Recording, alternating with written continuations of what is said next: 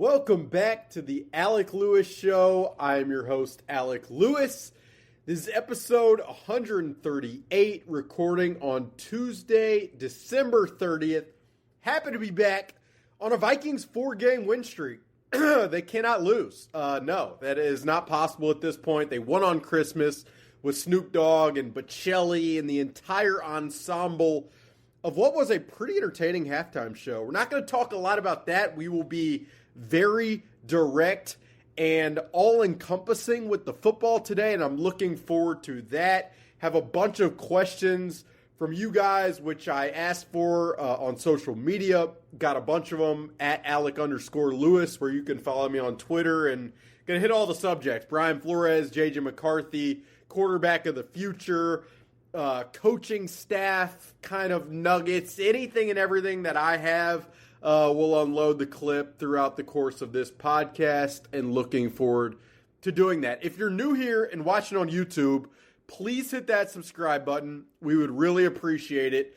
It helps us out. It brings the show to more people. And as you all know, I've had a blast doing this now for more than a year, a couple episodes a week, while I also balance the day job of covering this team for The Athletic. So please, on YouTube, hit that subscribe button. And then if you're listening on Apple or Spotify or wherever you get your podcast, you can rate and review, and all of that stuff helps us out as well. This show, the Alec Lewis Show, is presented by First Resource Bank. And if you don't know about First Resource Bank, you haven't been paying enough attention. It's one of the fastest growing banks in the Minneapolis area. It's a member FDIC bank run by really good people. Tim Siegley, Aaron Siegley, Charlie Anderson. They care about this team. They have questions all the time about what the Vikings situation is and will be. And I try to give them as direct answers in private as I do here on the show, on the Alec Lewis Show. So please, First Resource Bank, you can get information about how to set up an account in the description below. All right, let's not waste any time. We're going to get right directly into questions. And the first one comes from a listener whose name is Dave. Dave asks a question about Harrison Smith, and it is, if Hitman retires, do we bring him in as a DB coach with the look for a future DC? Smart Hall of Famer. Look, the way I'd answer this question is, if you could convince Harrison Smith that coaching would be the correct profession for him after spending 14 seasons in the trenches playing this game, you do it any day of the week. But the odds of convincing that guy who has given his entire body and really mind and time to this game, the odds that he's going to continue to do that and put in some of the hours that these coaches put in, I'd say are extremely low. Could he be somewhat of a consultant on the side? You'd love for that to happen, but if I'm not, if I'm expecting things and looking at it clear-eyed the way I feel like I typically do, I wouldn't be surprised if Harrison Smith returns to Knoxville, Tennessee, alongside his family and young children, with his plot of land that he bulldozes and does whatever he does with it, and kind of is away from all areas of the spotlight down there. And I'm sure he'll feel the call, to come back home at some point, home being here. But that's kind of how I see the next iteration of Harrison's life going, whenever that next iteration comes. And I will say this. I mean, I thought he was incredible on Thursday against Christmas. And I wrote a long story after the game about just his emotion and the emotion from the crowd in celebrating him and him celebrating the crowd, and just how special of kind of a moment that was in time for a guy who has had a host of special moments in his career. But he was flying around. Physically, he looked as good as he has all season, and it's probably easy to forget or overlook at this point the fact that he did start slow this season, missed the first couple of games because of a personal health issue that definitely prevented him from maintaining his regimen and his training and his body work from the offseason into the regular season. So, not only was the personal health issue something that he had to recover from, but it was also something that was almost compounding in the fact that it didn't allow him from the outset, even when he did return to some minimal snaps in week 3 against the Bengals. Like, it was something that affected his viability and his playmaking ability, even then. What I would also say about Harrison Smith's performance, I mean, the interception, that's just like a classic quarters look where the safety really has no business being in that space that Harrison Smith ended up being in to intercept that pass from Jared Goff intended to Amon-Ra St. Brown. And part of the reason Harrison Smith was able to make that play was because of just film studying and understanding that Jared Goff and Amon-Ra St. Brown love hitting those kind of intermediate breakers. So just a phenomenal play. And then, like, I would be remiss if I didn't mention the fact that a lot of what the Vikings are doing now and have done over the back half of this season defensively, which has obviously been a stretch that rises among the best since Brian Flores arrived here, so much of the strategy has been blitzing and being aggressive at the line of scrimmage and showing the all-out pressure and dropping some guys and sending other guys. And so much of that strategy has been collaboration between Brian Flores and Harrison Smith. Now, there are other cooks in the kitchen, whether it's defensive pass game coordinator Durante Jones, whether it's linebackers coach Mike Saravo, whether it's Eric Wilson and Blake Cashman on the field. But there has been a lot of communication internally between Brian Flores and Harrison Smith. And then those two communicate almost on a series by series basis on the sideline. If you're attending this game this Sunday, I would just put your eyes on the Vikings sideline between defensive series, and there is a high likelihood that you'll see Brian Flores over there scrolling on his iPad, or the Microsoft Surface, They don't sponsor, so we're going to be A-okay with that. But I'd take a service if they want to, even though I'm kind of an Apple guy, which probably doesn't help the Microsoft Surface ad. But anyway, you'd see Brian Flores scrolling on the iPad, and then you'd see Harrison Smith approach him, or Brian Flores approach Harrison Smith. And that communication and synergy is one that I'm sure in the history of the game, it won't be talked about. There are these special coach-player relationships that kind of live on forever. I mean, just when you think about the current dynamic, you think about Patrick Mahomes and Andy Reid, and you think about, Chris Jones and Steve Spagnuolo, and probably there are plenty beyond the Chiefs that I could come up with if I took the time to do it. But Harrison Smith and Brian Flores collaboration probably won't be remembered, but it really should, especially here locally, because their brain power in tandem has produced just a special operation, a special period in Harrison Smith's career. And the praise that Brian Flores is receiving, some of that is obviously influenced by having Harrison Smith and being able to call the defense with multiple calls that Harrison Smith is on the field toggling in and out of, kind of like a quarterback at the line of scrimmage. So, to see Harrison Smith's emotions after the game was pretty astounding for me. Like, he is one of the few players that I've covered where when he talks, you feel the weight of whatever he's talking about, whether it's his own career, whether it's where the team is. Like, after the, I believe it was the Seattle game, he and I spoke in the locker room, kind of over near his locker, and his, I would say, frustration, exhaustion, disappointment of the season was just very clear with how he spoke. So he just has a special way about him. And then, the other thing about Harrison Smith, as I talk about the future with him in accordance with this question from Dave, like, I don't expect him to be the announcer type unless it's Pat McAfee invites him up to be a guest on his show to kind of shoot the breeze around once in a blue moon. And he would be phenomenal on that with AJ Hawk, with all of those guys. Like, that would be a spot where to hear Harrison tell stories in that environment, that's the fit for him post-career in terms of lingering around kind of the sport that he obviously has loved. Talking about Harrison, like, that's kind of the vibe that would make the most sense to me, just knowing him and observing him, etc. But great question, Dave.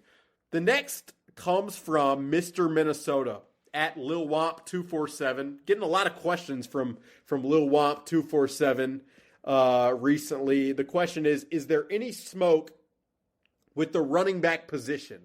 Interest in Kenneth Walker, Breece Hall, or Jeremiah Love? So the first thing I want to do to answer this question is just to give you some of the study / work I did on the front end of answering this question on Aaron Jones. So Aaron Jones is 46th out of 57 qualified running backs in yards after contact this season. 46th out of 57. He's 52nd out of 57 in missed tackles forced. He's 26 out of 48 in rushing success rate. And he obviously has only played 12 games and missed time with the hamstring injury.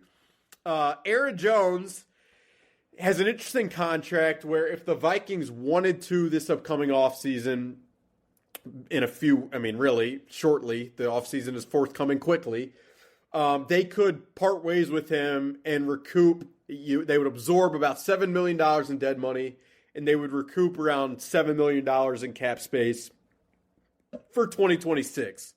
There's a lot of dynamics with that conversation. I mean, one, you can't overstate Aaron Jones's role in the locker room.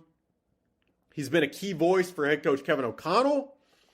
He has great relationships with a bunch of the key Vikings players and leaders, including Justin Jefferson.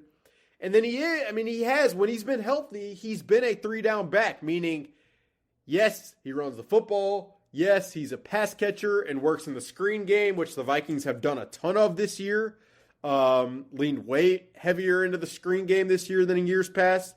And then he is a reliable enough pass protector. Now, you don't love seeing him taking those hits from blitzing defensive backs and linebackers because that contributes to some of the injury risk. And then if you were to part ways with Aaron Jones, that would lead you down the road of what happens at running back next to Jordan Mason. And now Jordan Mason's numbers are really good. I didn't write those down for you guys, but believe he's like 5th in rushing success rate out of the 48. His yards after contact is close to a yard more than Aaron Jones. He doesn't probably have the breakaway speed, but from he'll get 5 if there's 5 to get. Like Jordan Mason, that is his skill set, but he is not a great pass protector, and he is not an incredibly reliable catcher of the football. And so regardless, it probably makes sense for the Vikings, especially if they're going to move on. I mean, definitely makes sense if they're going to move on from Aaron Jones, but you could argue the fact that the Vikings should move on from Aaron Jones and potentially find a younger player at the position. Now, Mr. Minnesota, who asked the question, brought up some really interesting names. Kenneth Walker, he's kind of like your incredibly explosive, twitchy back, but doesn't always get what's there for him. And then as a pass protector, you're rolling the dice. Breece Hall has had up and down seasons, has been really dynamic at times, more of the all-around style back. And then Jeremiah Love is the Notre Dame product who's going to be a first-rounder. By all accounts, is one of the premier players in this draft. It just becomes a question of, is he going to be there when the Vikings are picking? And if he is there, is it sensible for this Vikings team, with where their roster is, to take a running back? I've said this plenty of times on the show and in writing. The Vikings haven't drafted a defensive full-time starter since before Kwesi Adofo-Mensah arrived here in 2022. And so, this defense, while Dallas Turner has started to come on, and I've been as critical as anybody probably about evaluating his play, but the explosiveness and the athleticism is definitely there. And if he continues to push and improve and, put on weight and be reliable enough in the run game, like his trajectory is obviously angled up. And then I've really liked what I've seen from Jay Ward in his spot snaps in recent weeks. But given the lack of sheer game-breaking, ball-hawking, physical, young talent on the Vikings defense, it would behoove them to be in the market via the draft for that type of player. And so, like when you're talking about Jeremiah Love, that's kind of the conversation that you have to have. Now, I'm always, and I have always been, the best player available guy. If Jeremiah Love, your confidence level that he's going to hit a premium style player is at, let's say, 70%, like that's the route you should probably go. I've said this many times too. The Vikings loved Jahmyr Gibbs, and they loved Bijan Robinson. And that's really easy to say in hindsight, but I'm telling you convincingly on the front end of what I believe that was the 2023 draft, the Vikings were very big fans of both of those guys, and had they existed at the Vikings pick, it would have been interesting to see what they would have done in that spot. I mean, some of the other running back names that I just wanted to pass along as potential possibilities into next season if the Vikings do move on from Aaron Jones. I mean, some interesting ones. Javonte Williams of the Cowboys, he carries with him a little bit of injury risk as well, but has had a good year and is a 3-down back, can pass protect. He showed that in the game against the Vikings. Travis Etienne is an interesting player who would have schematic crossover given his time spent with Liam Cohen and Grant Udinski. Kenneth Gainwell has had a pretty good year and is a pass-catching back. And again, he's been in Pittsburgh. He was with Philadelphia for a long time. So those are a couple of the names. I mean, the Packers, Emmanuel Wilson has really come on for the Packers behind Josh Jacobs. He'll be a free agent. And then, you could talk yourself into the Brian Robinson Jr.'s of the world and others kind of throughout free agency. But it is a pretty, if you look at the free agent positions of this upcoming offseason, running back is one where there is a lot of depth and a lot of intriguing players there. So if that's where the Vikings wanted to save money and spend money, it would be a sensible spot. And I am not, like, while I love analytics and I love data and I try to keep up with the trends of how teams are allocating money on rosters, like, I do feel like the running back position is very important, and a good running back, it's kind of like in my industry, like with an editor, like you realize you realize you have one when you have one, and you realize what one looks like when you don't. And so, yeah, that's what I'd say to the question about running back. The next question comes from Purple Persuasion at TPP Skull. Do you see any of the coaches below Wes Phillips, the offensive coordinator, or Brian Flores, the defensive coordinator, getting promotions with other organizations? 4 names came to mind for me when I received this question. The first would be Durante Jones. Durante, I already mentioned on this podcast, is the defensive passing game coordinator, has been the DB's coach here for years, was a DC at LSU for a season years ago, and Brian Flores has really embraced him since he arrived. So, Durante was a coach at the Senior Bowl a couple of years ago. He interviewed last year with the New Orleans Saints, and from what I understand and understood just in the aftermath of that, they really liked his interview. They really believed he was coordinator caliber and would be in the future. So Durante is definitely a name. If another staff or coach, offensive-minded coach, let's say, receives a head coaching position, and they want this style of defense, that would be an interesting name. So he'd be the first one of 4. The second would be Mike Saravo. Mike Saravo is the Vikings linebackers coach, has done really, really good work this year, obviously with Eric Wilson and Blake Cashman. But he's got an interesting background, was in college for a while at Baylor, comes with some of the college-y principles and ideas and schemes which can, be adaptable within the NFL. He worked with Phil Snow in Carolina, and then Brian Flores has brought him here. And he's got kind of a, no nonsense disposition to him that probably is beneficial when you're standing in front of a bunch of alphas and teaching and coaching. So Mike Saravo would be the second. Keenan McCardell, the wide receivers coach. I mean, the trust level that it hasn't. I should preface this because people will scream at me. It hasn't been the greatest year from the receivers in terms of the drops.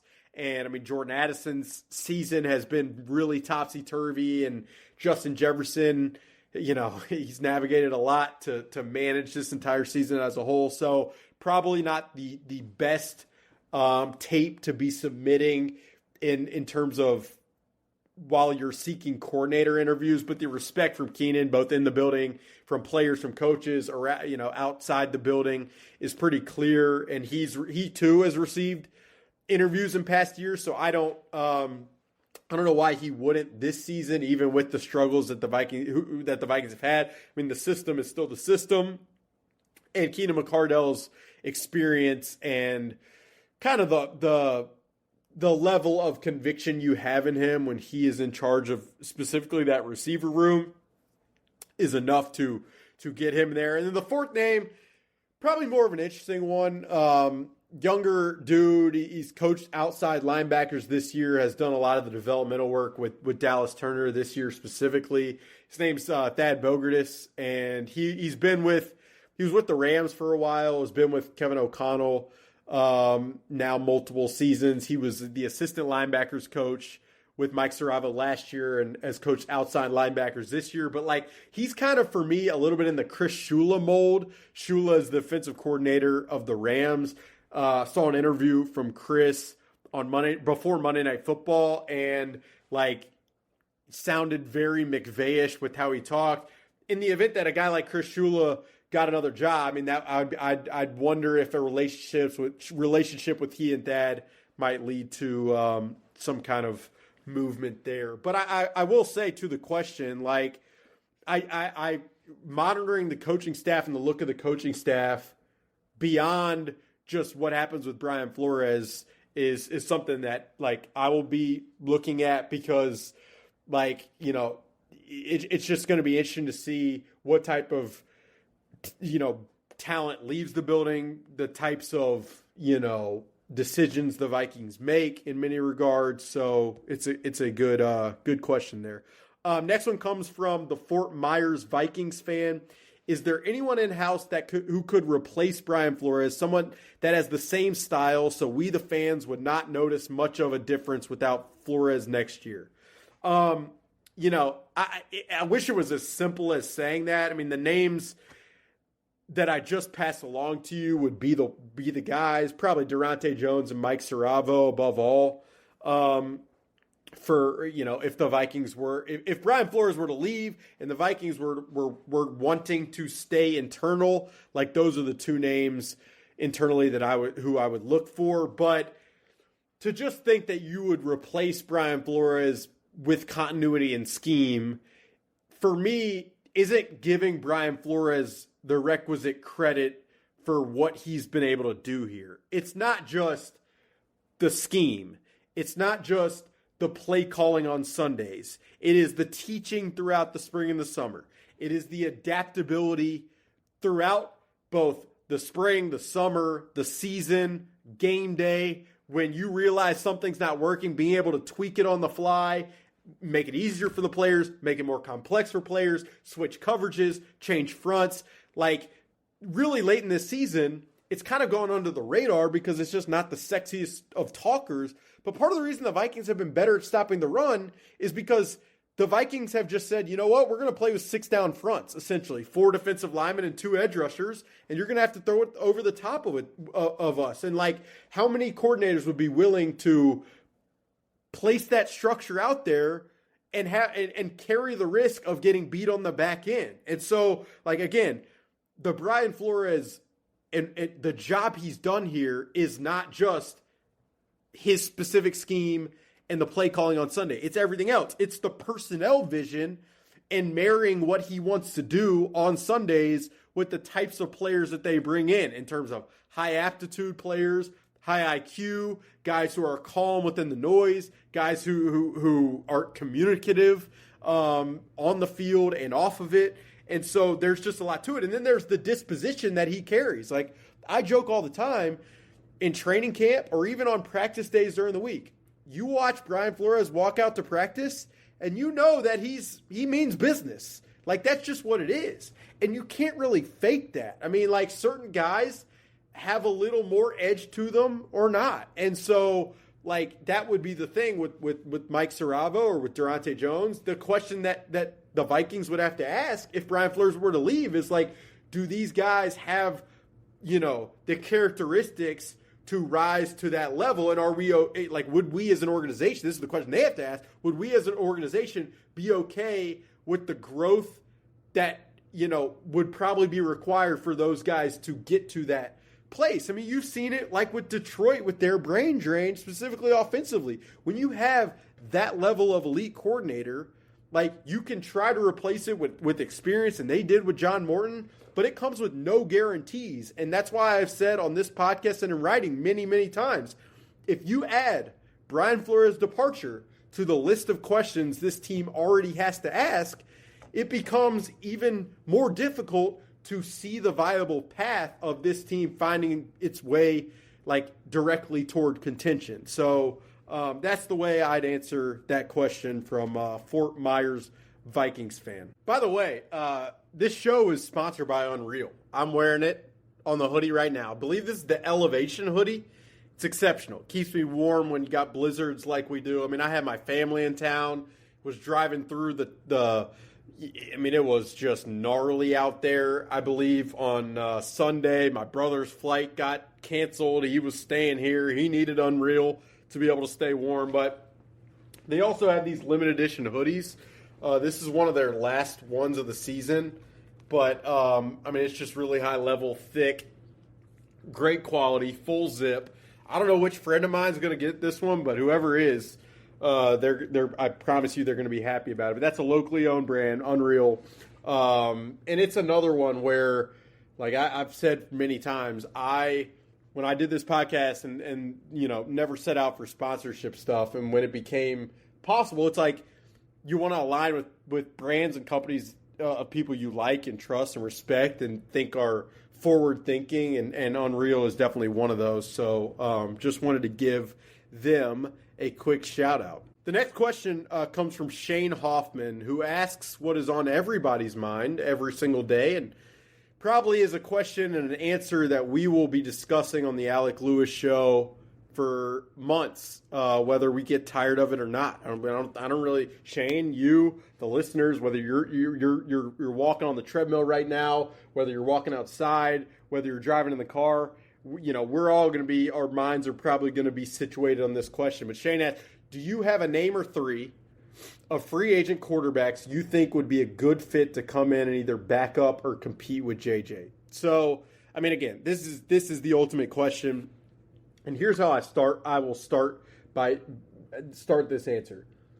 Until some of the offseason events, whether it's Combine, Senior Bowl, owners meetings, conversations, it's hard to have any educated, fact-based perspective to be able to answer this question where I am very convicted in the names that I give you, is what I would say. And typically, I don't like throwing stuff out there unless I have great confidence and comfort with what I say and report, or not confidence and comfort, till I'm 100% sure of what I'm saying and reporting. So that's how I'll start with that. So all of this is speculative, but it will allow me at least to kind of frame to you the conversation in the way that I think this needs to be thought about. So I posed this question to a buddy the other day, and I'll pose it to you guys now. What is the goal for the 2026 season? Like, what should the goal be? And the easy answer is you want to win the Super Bowl. But, like, what is the realistic goal for 2026? I asked that question to you, and you can mull it over. But the likely answer, if I'm guessing, is that you are going to prefer the Vikings to get back to the playoffs and win a playoff game for the first time in over a half decade. And that is a sensible path. And so if that is your answer, the answer to Shane's question in terms of what the Vikings need to do at quarterback, which is essentially what he's asking, needs to fit in accordance with your answer to that question. If your answer is the goal needs to be to make the playoffs and win a playoff game, what quarterback room gives the Vikings the best chance of making that happen for 2026?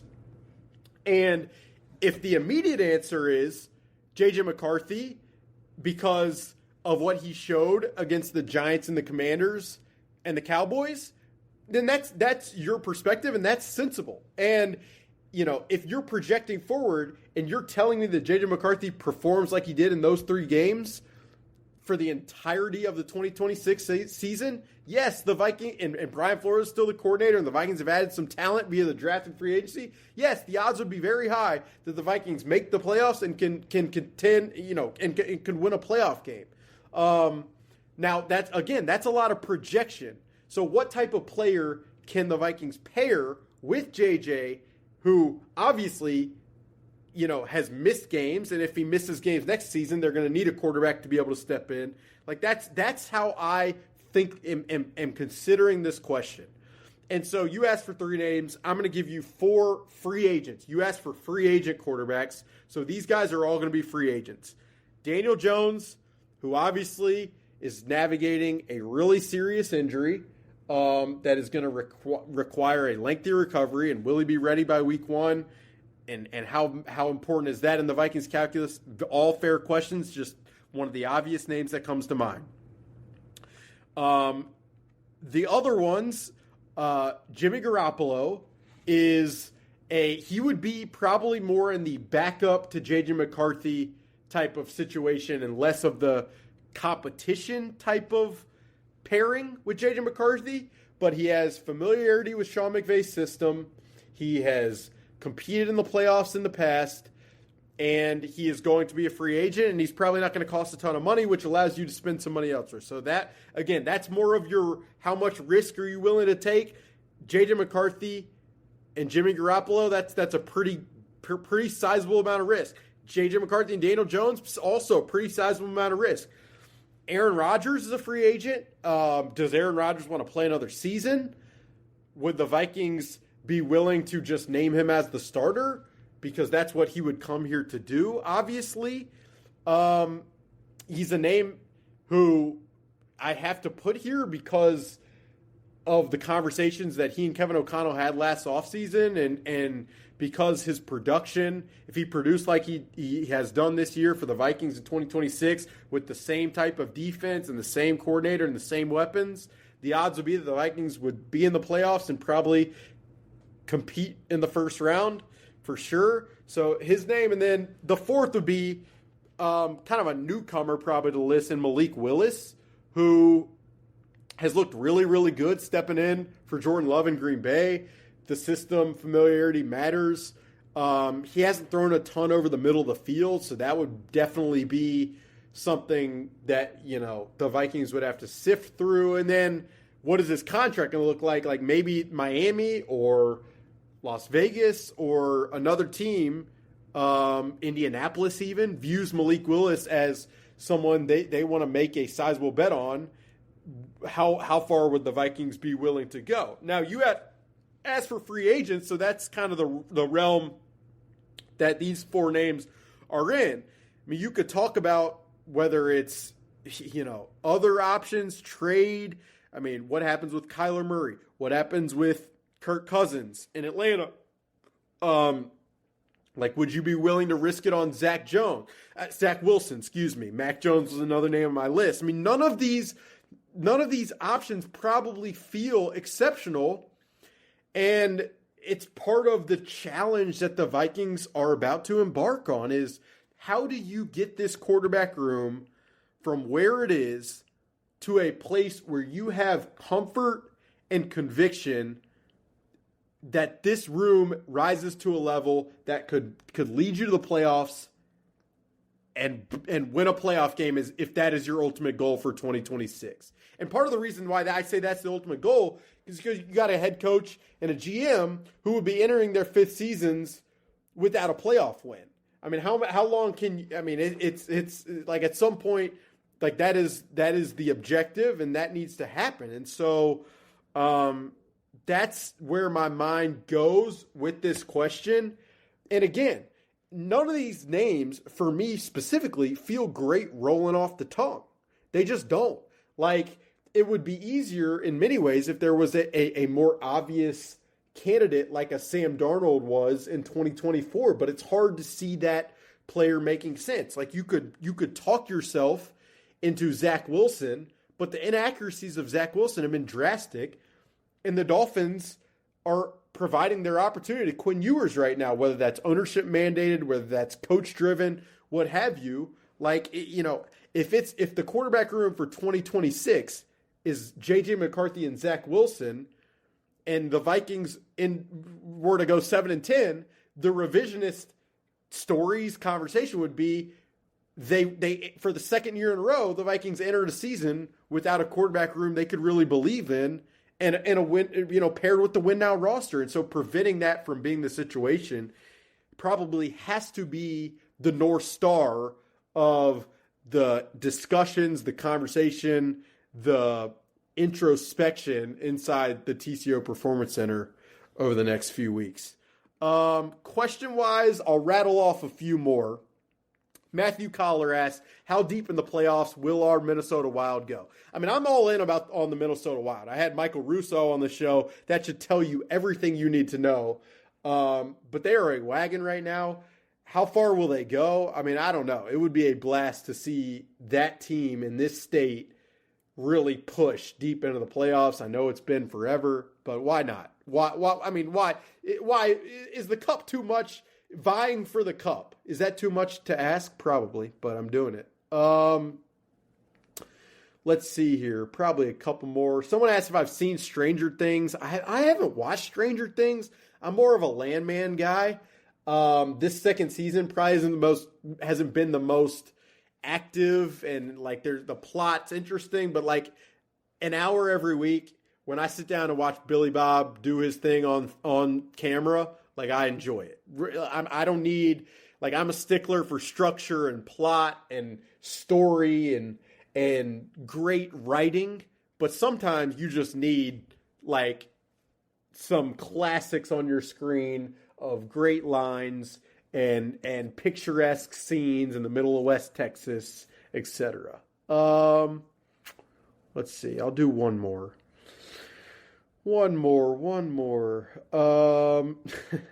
Someone asked, if you had to put your money on the line, is Joe Burrow, Lamar Jackson, Matthew Stafford our starting quarterback next year? If one of those guys is the starting quarterback next year, wow, is what I would say. But, you know, you never say never with anything. I talked about the Joe Burrow conversation on the last podcast. Like, I don't know why Cincinnati would trade Joe Burrow. The Ravens and Lamar Jackson's kind of an interesting situation, but a guy who's been that elite, you're really going to part ways with him. And then Matthew Stafford, does he want to keep playing if they win the Super Bowl? Would he want to move to Minnesota? Like, obviously he and Kevin O'Connell have a great relationship. So it's hard for me to rule anything out, but I mean, you're really wishing, hoping on that one, is what I would say, but I'm not ruling anything out. Yeah, that'll probably do it for this episode of the Alec Lewis Show. If you got any more questions, throw them in the comments section. I'll try to get to them, or toss them at me on social media at @Alec_Lewis.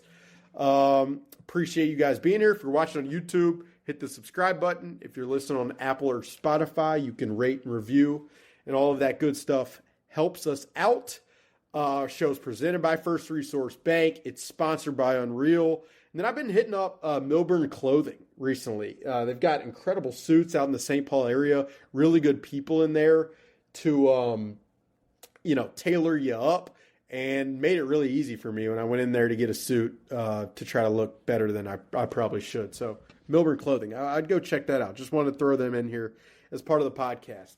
That'll do it for episode 138. Stories galore at The Athletic, so please go check those out. I'll be a co-host on the Friday Football Feast on Friday morning on KFAN. And with that, we will talk to you later this week.